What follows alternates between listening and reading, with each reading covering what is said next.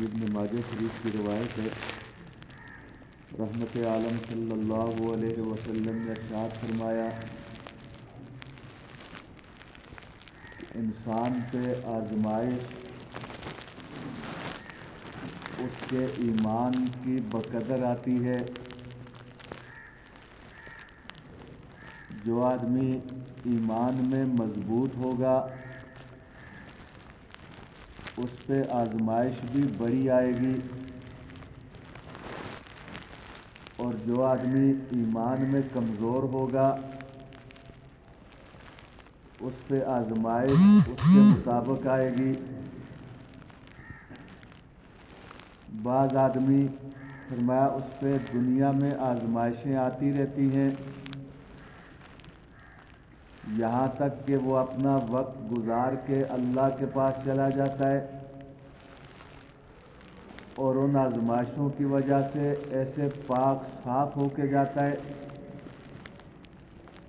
کہ وہ روح نکلتے ہی سیدھا جنت میں چلا جاتا ہے۔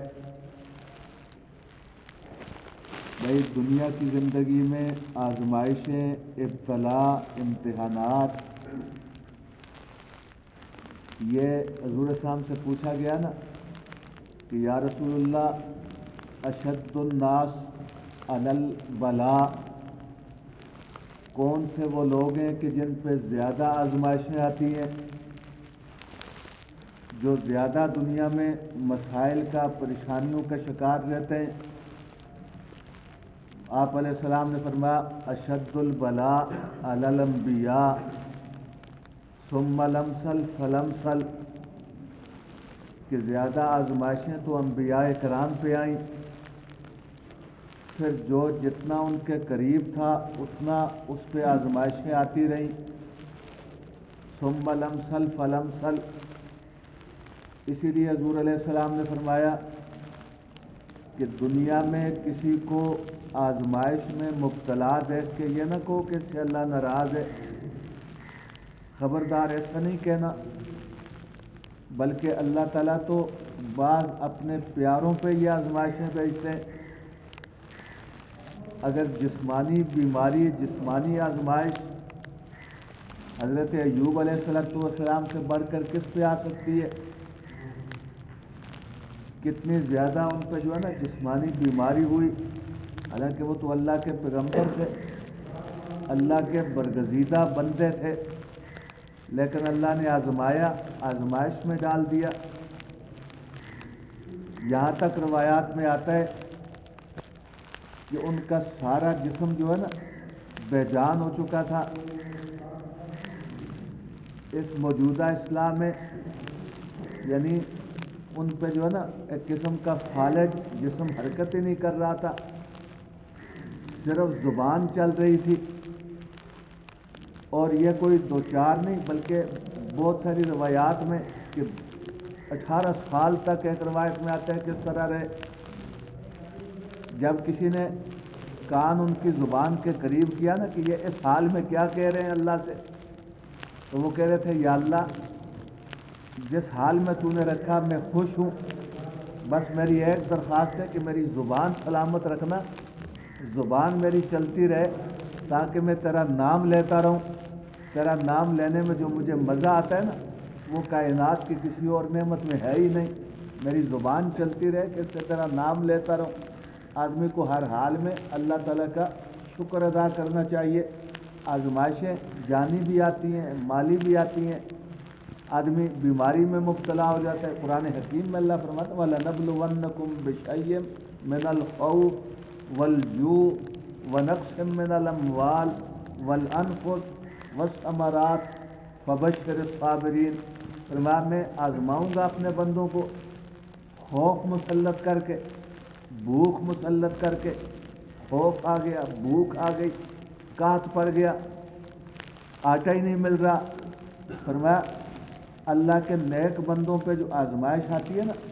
وہ اس کے علو درجات کا سبب بنتی ہے، اس کی وجہ سے اللہ تعالیٰ اس کے درجات بلند کرتے ہیں، اس کے گناہ معاف ہوتے ہیں۔ انسان کی دنیا میں خطائیں تو ہوتی ہیں، قدم قدم پہ گناہ ہوتے ہیں، آدمی کی آنکھیں بیٹھ جاتی ہیں، کبھی کان بہک جاتے ہیں، کبھی زبان بہک جاتی ہے، اور یقین کریں ہم تو سراپا سر سے لے کے پاؤں تک بہکے ہی ہوئے ہیں، ہماری تو کوئی سمت جو ہے نا درست ہے ہی نہیں، ہم سے تو زبان سے بھی گناہ ہی ہے، آنکھوں سے بھی گناہ ہی ہو رہے ہیں، ہاتھ پاؤں سے بھی گناہ ہی ہو رہے ہیں، یعنی جسم جو ہے نا وہ سراپا گناہوں کا مجسمہ بنا ہوا ہے۔ تو فرمایا اس میں جو یہ بیماری آ جاتی ہے، اس وجہ سے اللہ تعالیٰ اپنے بندہ مومن کے گناہ معاف فرما دیتے ہیں۔ مال چوری ہو گیا، نقصان ہو گیا، آگ لگ گئی، جل گیا، ڈوب گیا، فرمایا مالی نقصان جو ہے نا، فصل تیار تھی خراب ہو گئی، یہ ساری چیزیں اللہ تعالیٰ کی طرف سے آزمائش ہوتی ہے۔ اس میں ہر حال میں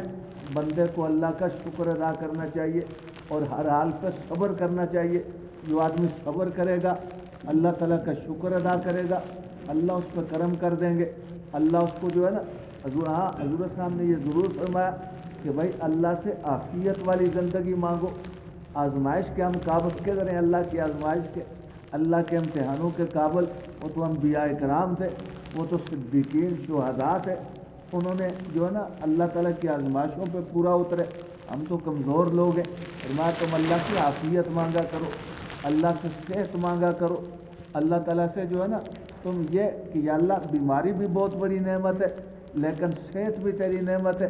ہم وہ بیماری والی نعمت اٹھا نہیں سکتے، ہمیں صحت والی نعمت دے دے